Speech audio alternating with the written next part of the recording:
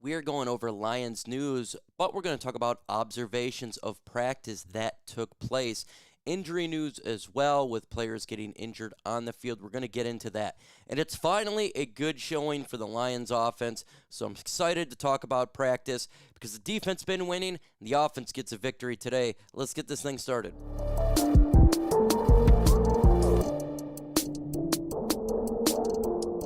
Go ahead and hit that subscribe button. Why is that? Because we're dropping Lions news and rumors every single day, trying to do twice a day. Let's get into the injury news here. And here are the folks that did not practice today. Sione Vaki, he's still dealing with undisclosed, previously dealing with a hamstring injury. Tim Patrick was out there on the field. He was just outside, but he did not practice.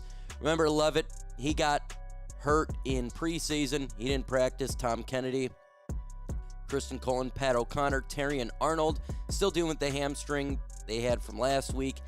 And Maurice Norris was at the facility in concussion protocol. A player did get hurt on practice today. That was Hassanin. Hassanin had his leg rolled up during the team drills and exited the field walking gingerly. He was evaluated by the trainers and finished practice watching from a seated position on a water cooler. Hassanin exited the field under his own power, and when he limped past the media, he gave a generic "I'm good" response. He's fine. Seems like he just got rolled up on, a little ding there. If it was really serious, Hassanin would not be on the sideline sitting on a Gatorade bottle. He'd be inside with the trainers. So it's nothing serious there. Obviously, we talked earlier today about the players that got placed in IR, the 3 players. So I don't need to get back to this. But at least for Hassanin's sake, it's not a major injury from what clearly we're hearing. In a second, we're going to talk about the observations here, but before we do that, subscribe to the channel because on Saturday, we're going to be live at noon. It's Lions and Dolphins, and it's going to be at Ford Field, so make sure you subscribe to the channel so you don't miss out on the play-by-play for the game that's taking place on Saturday at 1 o'clock, even though I'll be live at noon because I go an hour before. Let's go ahead and jump into observations of practice, and we got some good ones, at least from the Lions offense, because this is something that they have been failing as of late. It feels like the defense has been winning and winning and winning, but now the offense got a little bit of love there. Like I said earlier, Tim Patrick, he's not practicing at practice. He was present, was suited up on field. What really is good, the Lions have their entire presumed starting offensive line healthy for the first time as the group is working together. Finally! It only took 3 weeks to have the Lions starting offensive line to finally work together. It has been brutal. Taylor Decker hasn't been practicing, dealing with that shoulder surgery cleanup he had a while ago. Injuries everywhere. Finally. Because this is the group that we need to have continuity together, is the offensive line. This is how this offense is going to go. If it's a good offensive line, we will be a good offense. If this offensive line fails and Jared Goff is getting pressure, this offense is going to take a significant step back. So I'm happy hearing this. It's just got to stay this way. Now, I know Taylor Decker is perfectly fine and everything, but we just need continuity between the guys. That's it. It's just continuity. That's the biggest thing. Let's get to the run game here. David Montgomery had a powerful run over cornerback DJ Reed, knocking him over.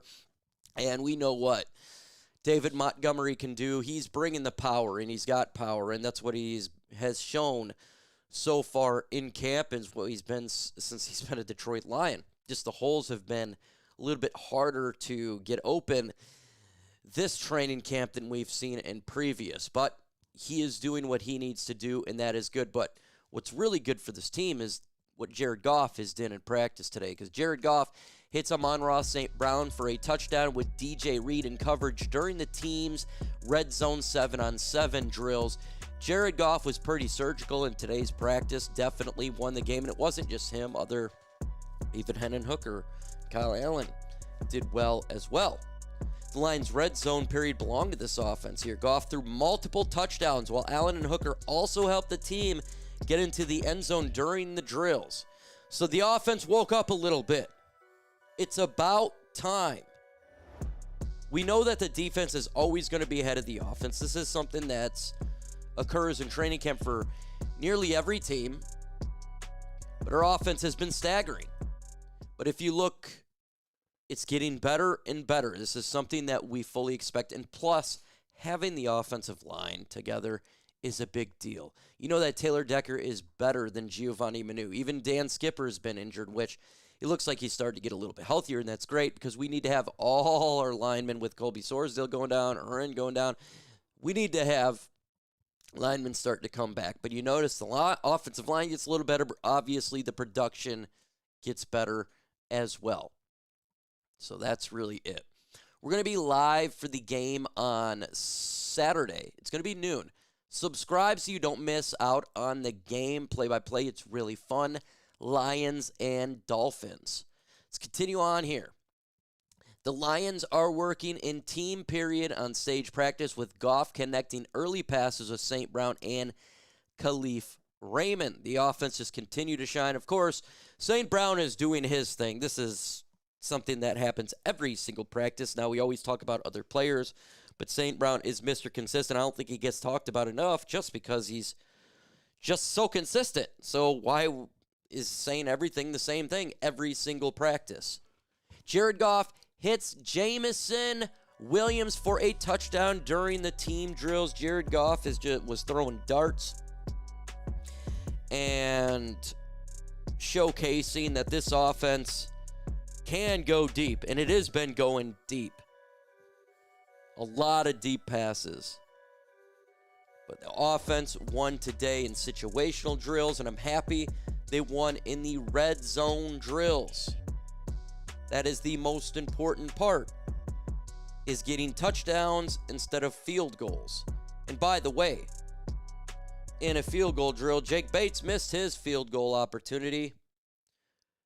Am I upset about it? It does suck that he missed a field goal. But we know that Jake Bates, what he can do, and he seems to make it when the lights are on. And that's the best time to make field goals. Let's keep it a buck, is when the lights are on and the scores count. Usually when you look at other players, like we have seen as Hendon Hooker as of late, where he can have a really good practice, when the lights are on, he is skittish.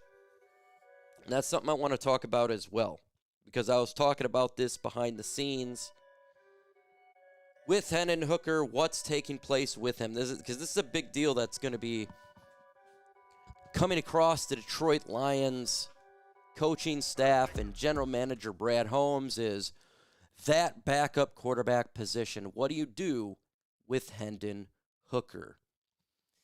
It's tough decision to do right now in regards to that. With that said, this is year 3. And I feel, after watching last year's preseason games of Hendon Hooker and watching so far of this year, he has regressed. For whatever reason, he has regressed. And his confidence is down. You can see it in his facial expressions. He doesn't look like he is comfortable in the pocket. And that's not good when you're on the field now. He's done it in practice. We've talked about this. He's had, I feel like in training camp, he's had a good training camp in practice, not in the game in preseason. He's had better showings there. Is that because he's got a red shirt? Is that knowing he can't get hit? It doesn't seem to be that way, right? He's a mobile quarterback. He's a guy that doesn't matter of getting hit, but for whatever reason, he looks nervous in the pocket. He's fumbling the ball. He looks undecisive. He can't make a decision. And ultimately, he goes to running, scrambling instead of looking downfield. It's a hard thing to deal with when it comes to Hendon Hooker because I support him. Make sure you subscribe to the channel because we got the game on Thursday. It's Thursday. We got the game on Saturday. What the hell am I thinking Thursday? But it sucks because you invested a draft pick into him, just like we've invested into Broderick, into other players that it doesn't feel like it's worked out to this point. We got a couple weeks left of training camp, preseason games. So there's players such as Hendon Hooker. He has an opportunity to try to take back that position, but it's going to be very difficult. He has got to make a change relatively quick, and he's got to do it without turning the ball over, being confident in the pocket, and doing those type of things. And we get to see, it's going to be interesting because this preseason game's versus the Miami Dolphins, and they had a very bad showing in their Chicago Bears preseason. The effort looked horrible. I just can't wait to see how the Lions are going to come out and look in this game. Who is going to start at the quarterback position? Because this one, we don't know, right? Week 1, Hall of Fame game was Kyle Allen. Week 1 was Hendon Hooker. Starting out the game, I suspect it's going to be Kyle Allen. That's just my gut reaction. That he'll be the one starting it out.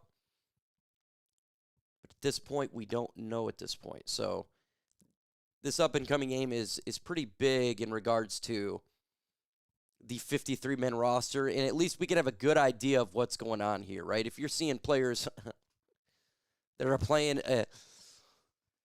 You see Hendon Hooker come in the third quarter. In the fourth quarter, you kind of get the idea, right? That's what it is. So give me your thoughts. Again, I'm going to be live for that game on Saturday. With that said, folks, adios.